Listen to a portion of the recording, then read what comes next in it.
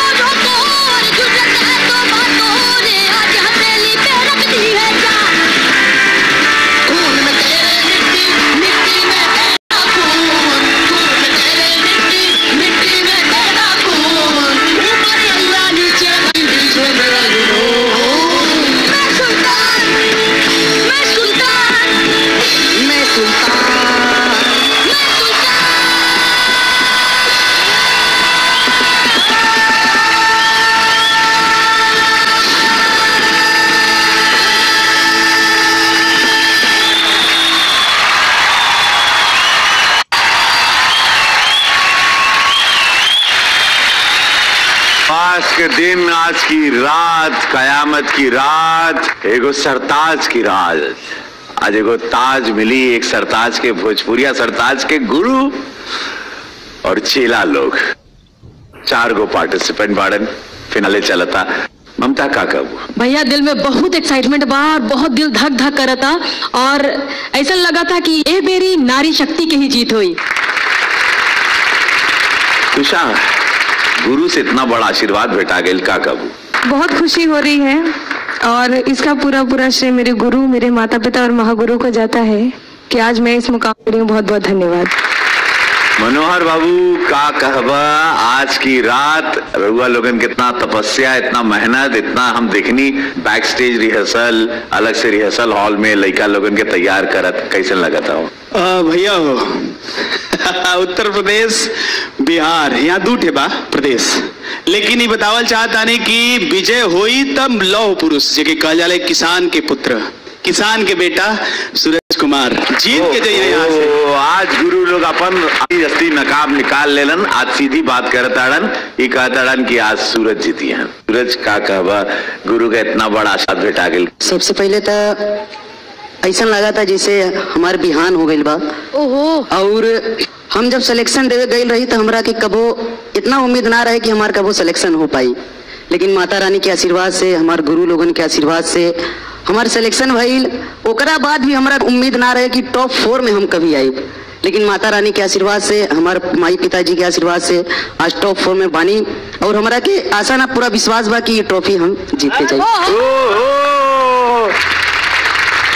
ये देखा जीत का खुशी इतना कि लड़का भोजपुरी बोले लगल, पूरा जितना एपिसोड भइल कबो भोजपुरी ना बोलले, आज इतना खांटी भोजपुरी बोलले, ये वाला जो ट्रॉफी बा ना कुल बोलवा देला।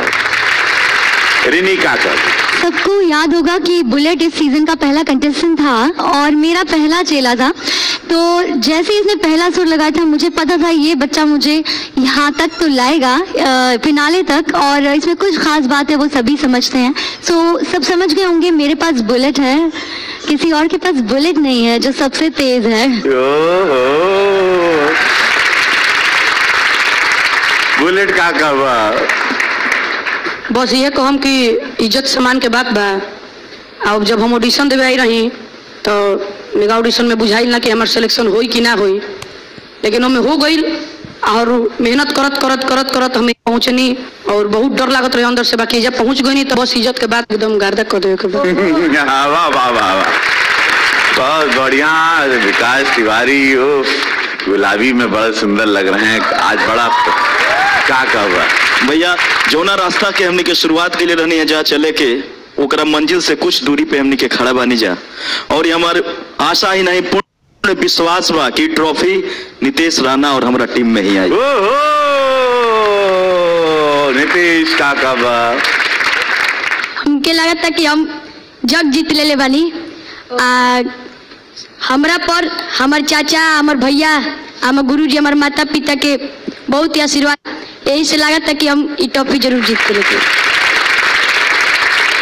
आज दर्शक लोगन के मन में यह चलत हुई कि ये मंच पर के बासुर के सबसे बड़ा पहलवान धुरंधर जिकरा के धरती चूमी और झुक के सलाम करी आसमान।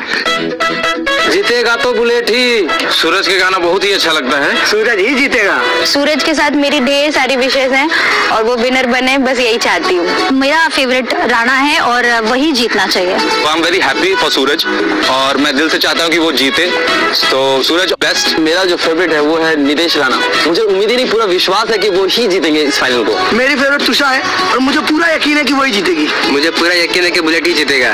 तुषा रॉकस्टार के जैसन गावेली और हमके पूरा यकीन बा कि वही जीती। बुलेट जीतेगा। सूरज ही जीतेगा। मुझे यकीन है तुषा ही जीतेगी। नीतीश के आवाज में बहुत मिठास बा, उहे जीती। जे बनी सारे गामा पा लिटिल चैंप के विजेता, ओकरा के मिली भैया हो 2.5 लाख रुपए का स्कॉलरशिप और साथ ही साथ सनराइज फूड के तरफ से 1 लाख रुपए का स्कॉलरशिप और उप विजेता के मिली 1.5 लाख रुपए का स्कॉलरशिप। द्वितीय उप विजेता के मिली 1 लाख रुपए का स्कॉलरशिप और तृतीय विजेता के मिली भैया केहू घर खाली हाथ ना जाए मंच से, और तृतीय उप विजेता के मिली 51,000 रुपए का स्कॉलरशिप। ऑल द बेस्ट। एक जोरदार ताली।